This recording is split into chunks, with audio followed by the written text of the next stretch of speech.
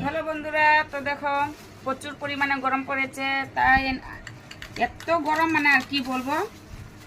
তাই আমি দই আনতে বলেছি, আর এখন দইটা খাবো। অনেকটাই ঠান্ডা, আর দইটা খেলে অনেকটাই মানে ভালো লাগবে, মানে গরমের অনুভবটা মানে দূরে যাবে।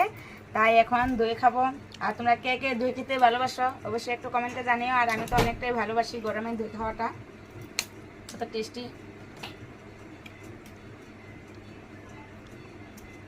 দারুণ তো, পুরো ঠান্ডা মিষ্টি দই, মিষ্টি মিষ্টি আছে, অল্প অল্প টক আছে, কিন্তু অনেকটা টেস্টি। আমি ঘরে বানালে এত টেস্টি হয় না। আমি আসলে তো ঘরে আমি দই বানাতে গেলে তিতা হয়ে যায়, তাই আমি ঘরে বানাই না। ঘরে দই বানাইলে আমি সব ফেললাম। হুম হুম হুম অনেকটা টেস্টি, কিন্তু দারুণ লাগে। গরমে দই খেলে দারুণ লাগে। এখন যে গরম কোথায় চলে গেল আমি নিজেই জানি না। এত টাইম ঘেমে মানে ঝুল ঝুল হয়ে গেছিল, আর এখন দেখো দই খেয়ে অনেকটা আরাম লেগে গেল।